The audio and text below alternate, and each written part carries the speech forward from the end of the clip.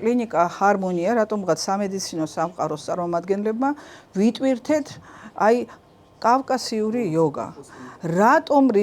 რატომ და რისთვის? ბევრი, ასე ვთქვათ, წლებია მე ბევრჯერ მithქვამს ეს ამბავი, რომ წლების განმავლობაში იყო ერთი პრობლემა გადაუწყვეტავი და ვერანაირი მეთოდი სხვა ვერ გამოინახა, რომ ეს პრობლემა გადაჭრილიყო. ეს ეხებოდა ჯანმრთელობის პრობლემას, მაგრამ ჩვენ ამას გაცილებით ადრე ვაფიქსირებდით. ანუ ენერგოინფორმაციული ველისა და მენტალური გარსის მეშვეობით, რომ ეს პათოლოგია რაღაცა პერიოდში უკვე ფიზიკურ დონეზე გამოიწვევდა იმ დარღვევებს, რაც არ არის სასურველი რომ განვითარდეს და ვერ გამოინახა ეს მეთოდი და მოხდა ისევ ნიშანდობლივად და ამაში დარწმუნებული ვარ რომ შემთხვევით არაფერი არ ხდება ჯერ კავკასიური იოგა კახაბერის ნათარგმნი და კახაბერი სამწუხაროდ დღეს ვერ გვესწრება იმიტომ რომ რაღაცა პრობლემები შეექმნა სამწუხაროდ მისი წიგნი აღმოჩნდა ჩვენ გვერდში და გავეცანი და ვეზიარეთ რომ თურმე კავკასიური იოგა არსებობს და მეორე მომენტი იყო ის რომ აღმოჩნდა ჩემს გვერდში და ჩვენთან გიორგი რომელიც თურმე ფლობდა ამ ტექნიკებს და ამის მადლში იყო საკმაოდ კარგად ჩახედული და მოხდა ესეთი ჩვენი ასე ვთქვათ გადაკვეთა და გადავწყვიტეთ რომ ის საკითხები რომელიც იდგა კლინიკაში გამოწვევა აიღო დიდის ასე ვთქვათ პასუხისმგებლობით გიორგიმ და მართლაც მიიყვანა საქმე ბოლომდე და ამდენად ვარ ჩვენ ბედნიერები რომ ეს ასე ვთქვათ ფილოსოფია, ტექნიკა, პრაქტიკა, რაც გინდა დავარქვათ, მართლა მუშაობს და ძალიან დიდ სასიკეთო საქმეს აკეთებს. ამდენად კლინიკა ჰარმონია არის ამ კუთხით დაინტერესებული. ბევრს ჰქონდა ეს შეკითხვა, კი, მაგრამ რა ხდება? რატო მედიცინის მუშაკები ხართ აი ამ საკითხით დაკავებულები და მე მინდოდა ორი-ოდი სიტყვით რაღაცა გარკვეული ინფორმაცია მომეწოდებინა და გამერკვია საზოგადოებისთვის რატო კლინიკა ჰარმონია.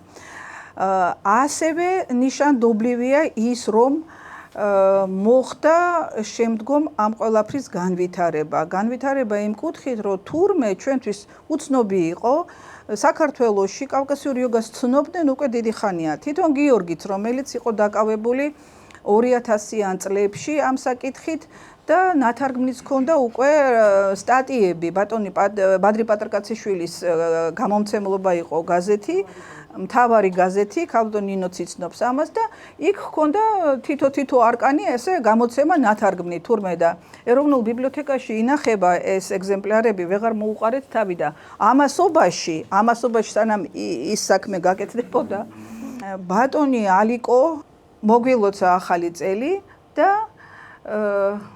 აღნიშნა რომ ქართველებო თქვენ ხართ უდიდესი ერი ვინაიდან თქვენ გაქვთ კავკასიური იოგა და ფლობთ ასეთ უზარმაზარ ცოდნას. ჩვენთვის ეს იყო სასწაული, ესე იგი თურმე ბატონი ალიკო ასეთ რამეს ფლობს და აქვს ეს ინფორმაცია. გადავწყვიტეთ შუამავლები რა თქმა უნდა გამოგვიჩნდნენ, რომ ბატონი ალიკო გაგვეცნო და აღმოჩნდა ძალიან დიდი ამბავი, რომ ბატონ ალიკომ მოგცა გვაჩუქა ქსერო ასლი იმ კავკასიური იოგის, რომელიც იყო გამოცემული 2011 წელს, ნათარგმნი და გამოცემული ბატონ თამაზ დარახველიძეს მიერ. ბატონი თამაზი, რომელმაც ფაქტიურად ძალიან დიდი ეზოთერული ცოდნის საფუძველზე გადათარგმნა ეს წიგნი და მოიტანა დღემდე ჩვენთან ეს ამბავი.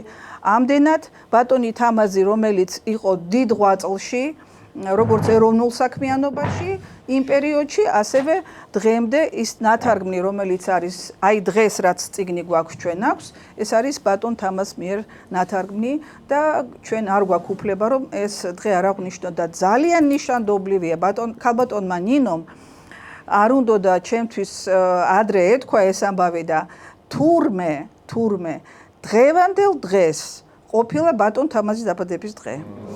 და აი ესეთი დამთხევა, რომ რამდენად ნიშანდობლივია, საერთოდ შემთხვევით მოხდა ეს ამბავი და ჩვენთვის იყო ძალიან დიდი, აი გასაოცარი ამბავი, რომ ბატონი თამაზის სახელი, მისი ღვაწლი დღევანდელ დღეს გადაწყდა. დღეს ალბათ თამაზ დარახველიძე, რომელიღაც პარალელური სამყაროდან გვადევნებს თვალს და ალბათ ძალიან უხარია ეს ამბავი, იმიტომ რომ იტყოდა ხოლმე, ადამიანს თავი მარტო ბალიშზე დასადებად არ უნდა. მახსენდება კიდევ მე ცნობილი მე-12 საუკუნის სუფისტი, გიცით სულ ყველა საოცარი ადამიანი იყო, რუმი, რომელსაც დაწერა 30 წელი ვეძებდი ღმერთს, მაგრამ აღმოჩნდა, რომ ის მეძებდა მე. მე მჯერა, რომ თითოეულ ჩვენთაგანს გვეძებს ღმერთი, ეძებს იმ სუფთა ჭურჭელს კავშირის დასამყარებლად. აი ეს წიგნი არის ერთ-ერთი მეთოდი, გზა, რომლითაც შეიძლება ღმერთი შემოვიდეს ჩვენში. ჩვენ ახლა შემთხვევით არ გვითარგმნია, რა თქმა უნდა, ვიცოდით, რასაც ვაკეთებდით და ძალიან გვინდოდა, რომ ადამიანებს მიეღოთ ეს ინფორმაცია. ეს სისტემა იძლევა საშუალებას, რომ აი ეს კუდალინის ენერგია დაიძრას, გააქტიუროს ტვინის ის ნაწილები, რომელიც ჩვენს ცივილიზაციას სრული პასუხისმგებლობით ვამბობ, სულ სხვა კუთხით წაიყვანს. ძირფასო მეგობრებო,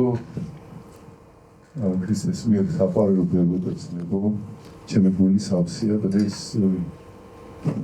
სიხარული პრაღაუდა განადგურა ჩვენთვის ყველგანა ასე ამბობენ, მაგრამ აი მართლა რომ ასე არის, აი უბრალოდ სხვა აი ის მართლა რო არის და არა უბრალოდ სიტყვები ჩემ მარტო გული ლაპარაკობდა ვაჟღევრე უბრალოდ რა იცო ჩვენ სიხარულს ემბერში დაუცავდა გამოდელ დღეს მესმეორად პირველ რიგში და ყველაინათი წაბუდა გამოვიდეს და ეს სიგნის გარშე მოისაუბრებო მაგრამ ფავაბრის ზალა მადიგი რომ ამოთქვანის ამოთქვამ და ხოლმე თქვენს გულებს კი ის მიმღებლობა რომელიც აუცილებელია იმისთვის რომ აი ის მოხდეს და შედგეს იმისთვისაც შეგვიძლია ამ სიხარულის მიზეზი მინდა გაგიზიარო ცოტა ექსპრესი და არა რაღაცა მოკლედ კლასიკური ეგის მისაღება არ მინდა იყოს ამა ცუდი გავიმთავრებო ზოგადად კლასიკა ინგრევა ყველგან და რა უჩერს ცოტა ჩვენ შეგვეხება კარგი გაგები თუ ქრისტე თვითონ იყო არა კლასიკური და არა ტრადიციული და არა სტანდარტული და ეს ქრისტე რომელიც ისტორიაში ყავს და ფუთავდა ყველაფერს ვაგებდა ამ დროს რაღაცაა ცოტა რაღაც დაგროვდა ესეთი რაღაცა და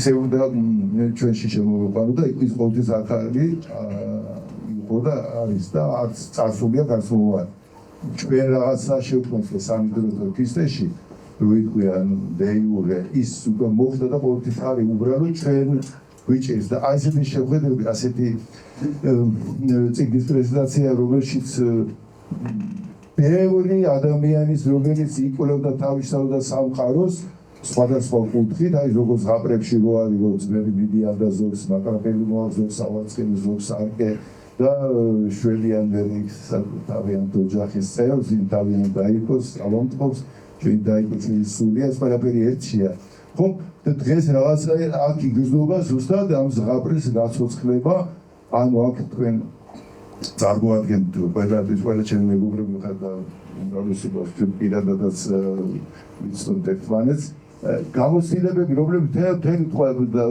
თავდასხმა გადავიარეთ მე ვაწმენდები ამ პროცესებს როგორ ვერ ეტევა კანში ვერც გამპერობებაში ვერც ეროვნულობას სხვადასხვა ქართველობა ეს გარსია და დიახ ჩვენი მისია გერულ გარსი უნდა მამა უნდა ჩამოიშალოს ძე აღადგინოს და აღასრულებს მისია ეს ახლა მოწოს ვინმეს არ მოწოს პოლიტიკოსებმა იციან თუ რელიგიურად საერთოდ არ არის მიშობა ვინ იცოდა ქრისტეობა თავის დროზე ნახე ჩვენ შევხვდეთ ვერა და რაღაც მაღლა ავიყვანეთ თორე თავის დროზე დაინახეს ძალიან უბრალო ხალხმა და ჩვენც ასე ვართ ჩვენ არაფრის პრეტენზია არ ერთადერთი პრეტენზია ვარ წამს სიცოცხლის წამს სიყვარულის წამს უკვდავების და ამიტომ მე ვარ ღმერთი ზეცაში და მე ვარ მიწაზე ეს რას იშავს იესოს და ფეხით გაადგას ახლა არავითის ამ და ვინ დაადგმევიდეს ჩვენ გულებში მელიებს აქცორო და მე არ ვიცი თავის აკივიტიყო ჩვენს არსებაში ჩვენს გულები უნდა მომწიდე ქრისტეს მოსვლა ქრისტე უდრის ხო ქრისტე უდრის სიყვარულს ხო სიყვარული უდრის გულს მაშინ ვის მოსვლას ველოდებით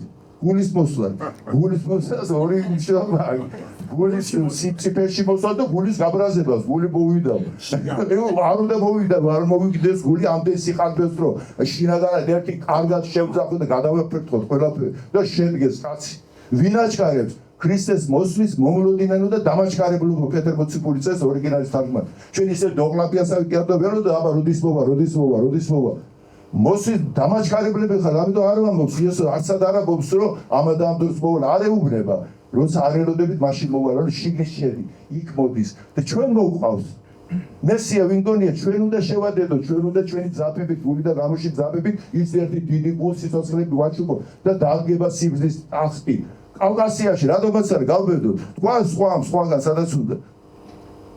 და რა ვიფხისყავსანი რომელიც სიტყვები თავდება და დავთავრე. რისხვის ცეცხლით არიელ სიტყვოთი დაუშრეტია. არა ძალიან დიდი სიტყვა, რისხვარი ბოროტება. სიტყვა არის უკვე გონსმოსლა. ინდუეთს ზეცით სინათლე ჩადგა მართვითა სვეტია. აი საწახო და საწაიღე სინათლეს ეგე სვეტნიო შეშივლის იქ ვისა ერთ-ერთ ლოთვაში ჩადგა და დასრულდა ყველაფერი.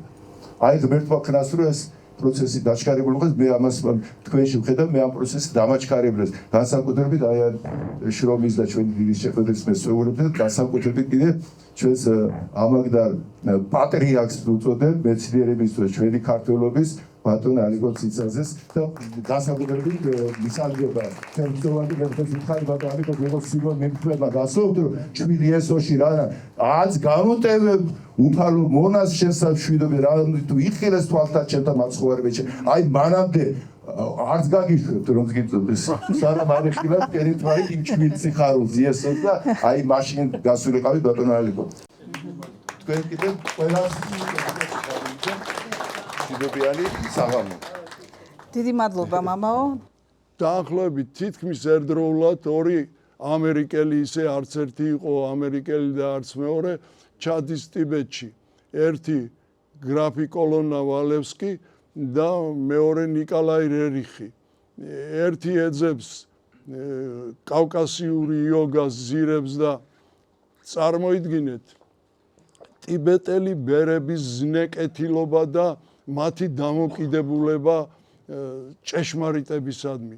კი არ დაუწყიათ ზოგიერთი ძველი ხალხებივით, რომლებმაც არ იციან როგორ მიითვითონ სხვისი გაკეთებული და როგორ გადაფარონ ჭეშმარიტი შემოქმედი, არამედ პირდაპირ უთხრეს, რომ კავკასიური იოგა გინდათ, მაშინ თქვენ უნდა თუ იოგა გინდათ, იოგაზირები თქვენ კავკასიაში უნდა მიბრძანდეთ და ის მოდის კავკასიაში და ჩამოდის თბილისში და ხვდება განდობილების ჯგუფს.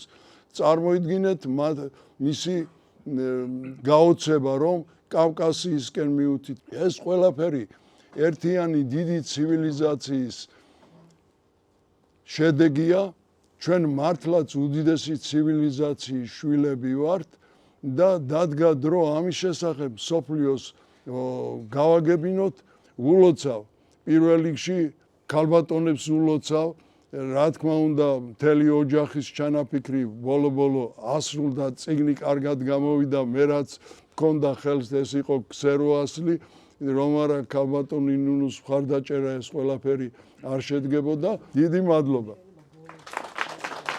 კიდევ ერთხელ ვიმეორებ, ძალიან ნიშანდობლივია ერთი ფაქტი, რომ პარალელურად, როგორც ბატონი ალიკოს შემთხვევაში, კავკასიური იოგის ცნობასთან დაკავშირებით მივიღეთ ინფორმაცია, ასევე პარალელურად აღმოჩნდა, რომ ნიკოლოზ ხომასურიძემ დაიწყო ფილმის გადაღება ამ წელს ხდება ეს თუ არა ვცდები და გავიგეთ ის, რომ თურმე კავკასიური იოგას გარკვეული ელემენტები და თვითონ აი ამ ფილმის მთელ ჟანრში იყო ასე ვთქვათ გამოყენებული და იყო საოცრება ჩვენთვის რომ როგორ ახლა ნიკოლოზმა საიდან გაიცოდა რომ კავკასიური იოგა არსებობს და ამის შესახებ ჩემზე უფრო უკეთესად თვითონ ნიკოლოზი მოგვახსენებს. ჩვენი წინა ფილმი არის 6 მეხუთის კაცი, ახლა არის გააზიარეს სიყვარული, რომელიც დროში მოგზაურობაზეა და რუსთველის მიჯნურობის 10 თვისებაზეა აგებული. ისინი იყენებენ კავკასიურ იოგას, სუნთქვითი ვარჯიშების უძველეს და უდიადეს სისტემას, რომელსაც ასევე მეც ვიყენებ. ჩემი ძმობილი არის კახა ბერჭიღლაძე, პირველად კახა მანახა მე ეს წიგნი, წავიკითხე, ასევე ძალიან მოხარული ვარ, რომ ახალი დაიბეჭდა და გილოცავთ ამას და სიამოვნებით გავეცნობი ამ წიგნს, რადგან ძალიან დიდი მნიშვნელობა აქვს სუნთქვას. ამ ფილმში ჩვენ აღწერილი გვაქვს რა ეს ხდება კოვიდის დროს, როცა სუნთქვა ყველაზე მეტად გვიჭირდა თითოეულ ჩვენთაგანს და ვფიქრობ, რომ კავკასიური იოგა თვითონ როგორც ტერმინი აუცილებლად უნდა გაჟღერდეს მსოფლიოში.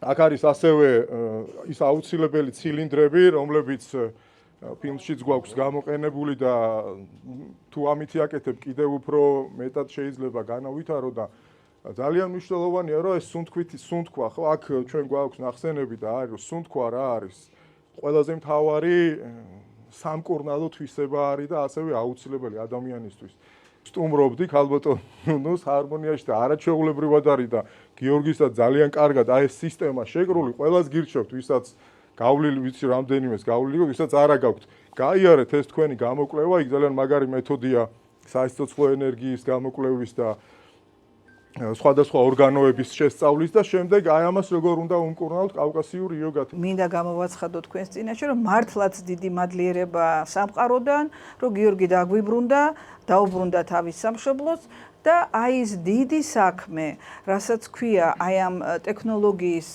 დაფუძნება, სწავლება, მისი მადლის ასე ვთქვათ თქვენთვის გადმოცემა, რომ შეძლოთ თქვენი თავის დახმარება, ნამდვილად მუშა ტექნოლოგია, ამას ჩვენ ვამოწმებთ და იცით რომ ჩვენ საკმაოდ სერიოზულ სამუშაოებს ვეწევით და უზარმაზარი მადლობა სამყაროს. მადლიერება ძალიან დიდი, გიორგი რომ ჩვენ გვერდშია და გიორგი რომ გვაძლევს ამ ცოდნას და გვაზიარებს ამ უზარმაზარ ცოდნაში.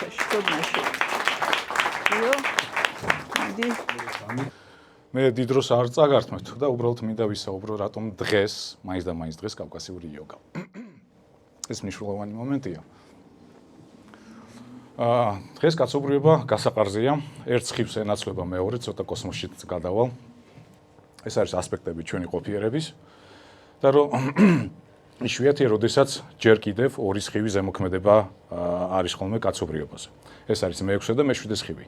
თუ სხივებზე ინფორმაცია გაინტერესებთ, მე შეგიძლიათ უკვე მოვბრძანდეთ, ვისაუბროთ, არის გარკვეული წყაროებიც და ამ სხივების ცვალებადობის, ანუ ერთი სხივი უთმობს მეორეს, მე-6 გადის, ეს არის იდეალიზმის სხივი და შემოდის წესრიგის და რიტუალური მაგიის სხივი. და დღესდღეობით თქვენ დააკვირდებით, რომ ძალიან გააქტიურდა მაგიური რიტუალები, გარკვეული ტენდენციებია, მაგრამ გააქტიურდა კიდე წესრიგიც.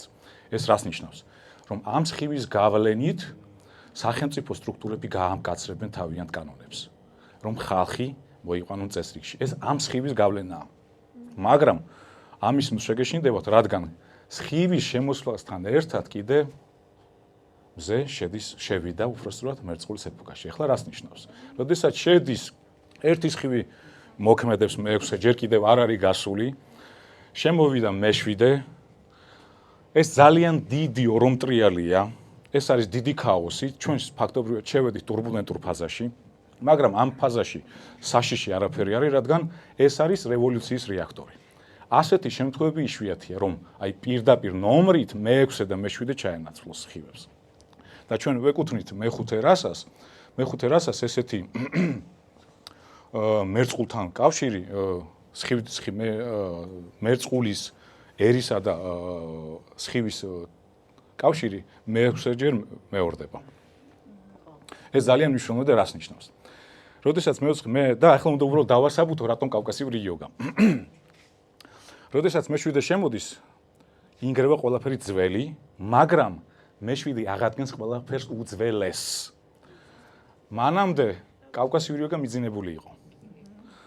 მაგრამ ახლა ნელ-ნელა კიდევ უფრო ჩვენ წინ გველოდება რამდენიმე ათეული, ასეული, ათასეული წელი, რომელიც ამ სხივის გავლენის ქვეშ იქნება. ჩვენ შეიძლება ვერ მოვესწროთ. ამიტომ ამ გარდამავალ პერიოდში მოხდება გააქტიურება ისეთი ცოდნის, რომელიც დაეხმარება ადამიანს ადაპტირებაში. კავკასიური იოგაც ეკუთვნის ზუსტად იმ სისტემას, რომელიც დღეს ამ რთულ პერიოდში ცოტა მოდიფიცირებული, იმიტომ რომ რა ფორმითაც ჩვენ ვიცით, სამწუხაროდ იმ ფორმით აღარ მუშაობს ისე, როგორც უნდა იმუშაოს, რადგან თანამედროვე დროს კოსმოს სხივებს მოაქვს თავისი ცვლილებები, თავისი მოთხოვნილებები და ეს სისტემა უნდა იყოს ადაპტირებული კონკრეტულ ადამიანს. ეს სისტემა ადრე იყო დაფარული, დღეს უკვე გაცხადდა, მიხარია ეს ყველაფერი და მიხარია რომ დიდი ინტერესია და მე გულწრფელად მჯერა რომ კავკასიური იოგა შეუძლია სათანადო როლი დაიკავოს მთლიანად კაცობრიობის გააკეთილშობილებაში და როგორ ამას მოგიყვებით ახლა ცოტა. კიდევ ერთი რაღაცა უნდა დავამატო. მერწყულის ერა და მეშვიდე სხივი ქმნის იმ პირობას რომ გასხივოსნება და წესრიგი ეს იქნება ნორმა. ადრე თუ გასხივოსნებას აღწევდნენ ერთეულები, დღეს უკვე გასხივოსნებას მიაღწევენ მილიონები, ათასები და ასე შემდეგ. ეს მოაქვს დროებას. ამისთვის ამ ყველაფრისთვის ჩვენ უნდა ვიყოთ მზად, შეგვეშინდება და ეხლა რა არის კავკასიური იოგა? ეს არის სუნთქვითი რიტმული პრაქტიკები და ისიც ნიშანდობლივია რომ მერწყულის ერასთან ერთად სუნთქვითი პრაქტიკები ისე უფრო აქტიურდება. და კავკასიური იოგა უნდა აღვნიშნო რომ ავთენტურია, მე ბევრი იოგა მაქვს შესწავლილი, მიკეთებია და ამ წიგში და ამ სისტემაში არის ის ვარჯიშები, რაც სხვა სისტემისთვის არ არის დამახასიათებელი და ამით ეს არის უნიკალური. საბედნიეროდ ალბათ იყვნენ ის ადამიანები, რომლებმაც აღმოაჩინეს გარკვეული მეთოდოლოგია თუ როგორ ემოქმედათ ადამიანის იმ სტრუქტურებზე, რასაც თავის ტვინი ქვია, რაზეც არის დამოკიდებული ჩვენი გასხივოსნება, რაზეც არის დამოკიდებული ჩვენი სულიერი განვითარება და მოგვაწოდეს დაგვიტოვეს ეს ცოდნა. დიდი მადლობა იმ ხალხს, იმ მასწავლებლებს, კონცაც და ყველა იმ ადამიანს, ვინც ამაში დიდი როლი მიიღო და რა არის ახლა კავკასიური იოგა? ჩვენი ქცევა დამოკიდებულია თავის ტვინზე. ამას ყველა დამბითანხმებით, ხომ? და თუ როგორ მდგომარეობაში ჩვენი თავის ტვინი, ისევ რეაგირებთ გარემოზე. კავკასიური იოგა ზუსტად ამას აქცევს დიდ მნიშვნელობას. რომ უცლად-ყოფის პერიოდში ადამიანი როცა ისახება, დედისეული შთაბეჭდილება იწვევს რაოდენობრივ და ხარისხობრივ ცვლილებას სასიცოცხლო ენერგიის ნაყოფში. ეს რას ნიშნავს? თუ დედა გარკვეულ მოწყვლად მდგომარეობაშია, ეს გადაეცემა ბავშვს და ბავშვი ყალიბდება გარკვეული რეაგირების რეფლექსები. როდესაც ეს ყველაფერი გავიაზრე, ჩემ წინ დადგა მიზანი, რომ მე დამენახა ეს დარღვევები. იმიტომ რომ დანახვის გარეშე რთულია იმ ნავზე შეждდე და იცურავ, როცა არა გაქვს კარტა და დანახვა ეს არის კარტა, რუქას თუ საით უნდა წავიდეს ადამიანი. დიდი ანალიზისა, შესწავლის პრაქტიკის და სხვადასხვა ცოდნების, რომელსაც საბედნიეროდ მე ვეზიარე, ეს იქნებოდა ნევროლოგია, ანატომია, რეფლექსოთერაპია, ოსტეოპათია და ასე შემდეგ. და კიდევ მინდა დავამატო, რომ მეშვიდე სხივი ეს არის სინთეზის სხივი და დღეს უნდა მოხდეს ბევრი ცოდნის სინთეზი, გადაკვეთა, რომ ახალი თეორიები, ახალი შესაძლებლობები, ახალი მიმართულებები გაჩნდეს. სწორედ ამ გასაყარზე გაჩნდა დიაგნოსტიკა, რამაც საშუალება მომცა, რომ დამენახა ის რეფლექტური ცვლილებები, რომელიც ადამიანში ხდება ამა თუ იმ მოვლენის შედეგად. და სწორედ ეს დიაგნოსტიკა ჩაეყარა საფუძვლად, რომ ჩვენ კავკასიური იოგა გაგვეხადა უსაფრთხო და უფრო ეფექტური და ინდივიდზე მორგებული. და მე გულწრფელად გეუბნებით, რომ ამ წიგში უნიკალური ინფორმაცია, მაგრამ რა თანმიმდევრობითაც არის ამ წიგში ინფორმაცია, სულ ცოტა 50% ადამიანებისთვის ამ თანმიმდევრობით შესრულება არ არის სასურველი. რადგან ეს იყო დაფარული და ამისთვის ემზადებოდნენ გარკვეული წილად, დღესაც გაჩნდა ის მოთხოვნილება, რომ ამ სისტემის პრაქტიკისთვის საჭიროა მომზადება. რომ ადამიანმა პრაქტიკის დროს მიიღოს სიკეთე და არ დაზიანდეს. ეს მართლაც უნიკალური სისტემაა. ეხლა ლევიტაციას და ტელეპათიაზე არ არის ლაპარაკი, მაგრამ ჩვენ უკვე რასაც ვხედავთ, უკვე აუარებ დაახლოებით 100-მდე ადამიანმა გაიარა და ჩვენ ძალიან კარგი შედეგები გვაქვს. აი ამ გარდამავალ პერიოდში, როდესაც გვიჭირს ადაპტაცია, ადამიანის ფსიქოემოციური ფონი ძალიან სწრაფად ჰარმონიზირდება. ეს ამ სისტემის დამსახურება და იმ ინდივიდუალური მიდგომის, რომელიც ახლა ჩვენ კლინიკაში მუშავდება. ამიტომ მიხარია, რომ დღეს ამ წიგნის პრეზენტაცია, ვისაც გაინტერესებთ კავკასიური იოგა, ცოტა პროფესიონალურად, ცოტა სამედიცინო თვალსაზრისით და უსაფრთხოდ შეისწავლოთ გელოდებით კლინიკა ჰარმონიაში. დიდი მადლობა ყურადღებისთვის. ერთი მომენტი მინდა კიდე აღვნიშნო. როცა ჩვენ ბატონ მალიკო მოგცა ის ეგზემპლარი, წინა სიტყვაობაში ბატონ თამას აღნიშნული აქვს, აი ხაზ გასმით, რომ შეიქმნაო ბევრი ჯგუფიო თბილისშიო, რომლებიც პრაქტიკას ატარებდნენ კავკასიური იოგის, მაგრამო შესაბამისი მომზადების გარეშეო ისინი შორს ვერ წავიდნენ. ესე იგი საჭიროა დღევანდელი საზოგადოების შესაბამის დონეზე მომზადება, რომ მათ სწორად დაეუფლონ და მიიღონ ის შედეგები, რა შედეგებიც საჭიროა კავკასიური იოგის მეშვეობით რომ მივიღოთ და დადგეს. ამდენად ესეც ნიშანდობლივი იყო ჩვენთვის, რომ ჩვენ სწორ გზაზე ვართ, რომ დღეს მივედით იმ დასკვნამდე, რომ აუცილებელია ადამიანებმა გაიარონ წინა მოსამზადებელი ეტაპი, რომელიც კავკასიური იოგაში არ არის ეს ეტაპი აღწერილი, ამიტომ ჩვენც ამ წიგნს დაურთეთ წინა სიტყვაობა ჩვენი მხრიდან და ამაზე მივიღეთ თანხმობა ქალბატონი ნინოსგან, რომ ავხსნათ აი ზუსტად წინა მოსამზადებელი ეტაპი, რითაც ჩვენ ვიწყებთ კავკასიური იოგის შესწავლას. ასე რომ საინტერესოა ძალიან თვითონ ეს თარგმანი, ძალიან კორექტული და ღრმა ცოდნით არის ნათარგმნი, იმიტომ რომ ბატონი თამაზი ძალიან კარგად ერკვეოდა თურმე ეზოთერულ თვითონ თეორიებში, ბევრს ფლობდა და აქედან გამომდინარე მან შესძლო ძალიან სიღრმისეულად და ზუსტად თარგმნა, რაც ბატონ ვალევსკის ჰქონდა გადმოცემული და თარგმნის უნარი ისე ზუსტად სამწუხაროდ ყველას თურმე არ შეუძლია და ჩვენ ამაში დავრწმუნდით, როცა გადავხედეთ თვითონ ნათარგმს. ვინც გაეცნობით და ეზიარებით, ყველას გაგახსენდებათ ალბათ მე ჩემი ნათქვამი, რამდენად ეს ყველაფერი ასეა.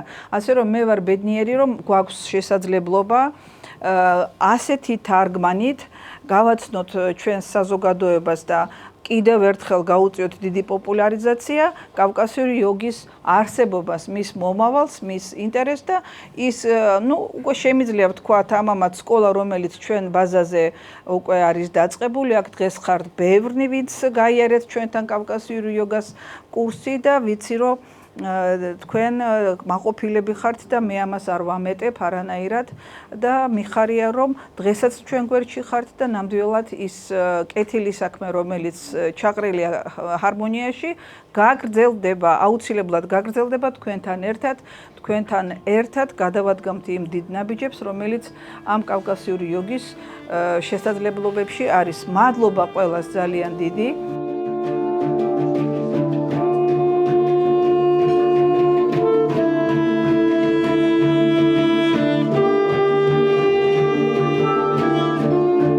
თავიდან ცოტა სკეპტიკურად ვიყავი გაწყობილი სიმართლე რო გითხრათ, რაღაც ქართულ ნაციონალიზმს ვაბრალებდი, რომ მეთქი ალბათ იოგაც დავიბრალეთ ქართველებმა, როგორც ვიძახით, რო ღვინოც ჩვენია, პურიც ჩვენია, თაფლიც ჩვენია, ყველიც ჩვენია, ყველაფერი ჩვენია და ეხლა იოგაც დავიბრალეთ თქო და ზოგადად გვიყვარს ხოლმე ქართველებს ეგეთი რაღაცების დაჩემება. მე ჩავეძიე წიგნიც რო წავიკითხე, აი ისეთი ძალიან მნიშვნელოვანი და სიღრმისეული ელემენტები დავინახე, რაც ანუ შეუძლებელია რომ ფანტაზია ყოფილიყო ან იმ ვალევსკის ან ვინმე ადამიანს ეგეთი რაღაც მოეგონებინა უბრალოდ და აი ცოტა შემზარა კიდევაც ეს იმდენად დიდი იყო გაცილებით დიდი იყო ვიდრე ის იოგური სისტემა რა იოგური სისტემაც ვიცით დღეს ჩვენ რაღაც იოგა ასანები რაღაც ეგეთებს ველოდი რა სიმართლე რო გითხრათ მაგრამ აქ გაცილებით მისტიკური შრე აქვს გარდა იმისა რაც არის უთქვითი ვარჯიშები იმას აქვს კიდე გაცილებით ღრმა შრეები რაც უკვე აი სამყაროს მართავაც შეგიძლია ასე ვთქვათ მაგ ცოდნით და გასაგები რატომაც იყო დამალული და რატომაც იყო მხოლოდ განდობილებისთვის და დღეს ახლა როგორც ამობენ ეს მერწყულის ერადგება ამ ცოდნის გამჟღავნება ხდება, გამოტანა ხდება და ცოტა ანუ მეტი ყურადღება გვმართებს, ცოტა მეტი პასუხისმგებლობა გვმართებს, როცა ამას ვეხებით. და ერთი მომენტი აი ჩემთვის რაც ყოველთვის იყო ძალიან გასაკვირი, ხო? აი არა მარტო ჩემთვის ალბათ, აი რა მოიყვანა ეს ქვეყანა აქამდე, რანაირად გადავრჩით, როგორ გადავრჩით და ფაქტიურად რაღაცა ცოდნა იყო, ყოველთვის რაღაც ცოდნა იყო და ეს კავკასიური იოგა იყო ეგ ცოდნა. რასაც დღეს ჩვენ კავკასიური იოგას ვეძახით, თორე ნუ რა ერქვა, ეხა სიამდვილეში არც ვიცით, ხო უბრალოდ რაღაცა ცოდნაა და აქ ისეთ ღრმაშრებზე რაღაცა საუბარი, რასაც აი რო ჩაუღრმავდეთ, აღმოვაჩენთ, რომ იყენებდნენ ქართველი მეფეები ამას თავიანთ სტრატეგიული დაგეგმვის დროს, იყენებდნენ ჯარისკაცებიც ამ ცოდნას და ამითი იყო ის ძალა. ეს არ არის მარტო რაღაცა ფიზიკურ ძალაზე საუბარი და არ არის რაღაცა ინტელექტუალურ ცოდნაზე. ეს არის რაღაცა მიღმიერ ძალებთან ურთიერთობაზე და მიღმიერ ძალებთან როცა გადიხარ, მაშინ შეგიძლია რომ შენ ძალიან მცირე როცა ხარ ძალიან დიდი რაღაც დაამარცხო. მარტო როცა ხარ ამ მცირეთი ვერ დაამარცხებდი. ფაქტია რომ რაღაცა დიდ ძალასთან ურთიერთობა ვიცოდით ჩვენ და ეს კავკასიური იოგაც ჩემი აზრით არის იმის გასაღები, ამ დიდ ძალასთან ურთიერთობის გასაღები და ეს დიდი ძალა თუ შენში არ ამოქოქე გარეგან ძალასთანაც სინქრონიზაციაში ვერ მოხვალ. პირველ რიგში შენ უნდა გაიხსნა შინაგანად და რაღაც ცოტა გულისკარიც უნდა გახსნა. ცებით ხარ ყველანაირად. თვითონ ამ ცოდნის გაჟღერება იყო. მეორე თვითონ ხალხმა მოახერხა ის და სხვა და არხი სხვა სივრცეში მოღვაწე ადამიანები, რომელსაც ნიჭი აქვს, უნარი აქვს, რაღაცა ფაებრივი შემოქმედებით უნარები აქვს და აი ამ ხალხის შემოკრება მოახდინა მთელი სპექტრი ქართული აი ამ ხალხის ამ აქიზი მთელი ფენის, რომელიც აი კულტურის ფენასაც არის ჩვენ სულები და ეს ხალხის შემოკრება მოახდინა. პოტრიალებდა თავის პირველი ნაწილით, თავის მეორე ნაწილით, რაც ფანტასტიკური ვერადობის და ხმოვანების ინსტრუმენტი იყო, ფენი გამოყენებული და ადამიანები რომ ტრანსფორმ მდგომარეობაში შევიდნენ რაღაც ისეთი როგორც სიმშვიდე მუფტი მიიღეს რომელს მაგო ფილ კოლექტივ ჰარმონიის ის გარშემო შემოკრებილ ადამიანებს. ყველა ცოდნა რაც კი რამე არსებობდა და იარსებებს, ყველა უნდა შემოვიაროთ, რომ მე ბოლოს მივხვდეთ, რომ თურმე არც ერთია საჭირო. ცოდნა რაშია, ყოველთვის ჩვენშია. ცოდნი არ არსებობს. არსებობს ჭეშმარიტება და არის ცოდნა ამ ჭეშმარიტებაზე. ვიღაც მე ვინც იცის. ის რაც არ არის ცნობილი, თუ არ გახდა ცნობილი, ის ვერ განთავისუფლდება. აქედან გამომდინარე, ხლა ხდება ზუსტად ის, რაც დაკარგულია მთელი ცოდნებით დავიწყებული, ახლა უნდა გავიხსენოთ. გავაცოცხლოთ და მე როგორ შედეგს ჩვენ თვითონ ნახავთ. ახლა ფაქტი ჯერ ეგ მიდის. დავიწყებული გაცოცხლება, გახსენება. და მაინც იქ მივალთ, რომ არაფერი არ ვიცით? ეხლა იმაგას რომ ამოფეხი ხლა ზოგი წელს აი მაშ რაღაც ზრია გძიება სადაც ცოდნის მიღებას აუცილებლად უნდა გაიარო ცოდნა აუცილებლად უნდა დაასრულო სხვა გზა არა სამყარო მხოლოდ იძლევა ციმციმებს აი ეს იშვება ეს უკან არ შვება როგორც ცხეული ჩაისუნთქა ამოისუნთქა და რეალობაში კარგად რო დავგვიდი ის ჩასუნთქვა კი არ არის ამოსუნთქვა და ამოსუნთქვა მე გაშვება მაგიტომ ეს ხო და ზუსტად იმიტომ კავკასიური იოგა მაგამდე მიგიყვანთ. თავიდან სწავლობ ჩასუნთქვა, ამოსუნთქვას და ბოლოს იმდენად გახავთ, რომ თურმე ჩასუნთქვა სამყაროდან არის უნქა. სამყარო მარტო იძლევა.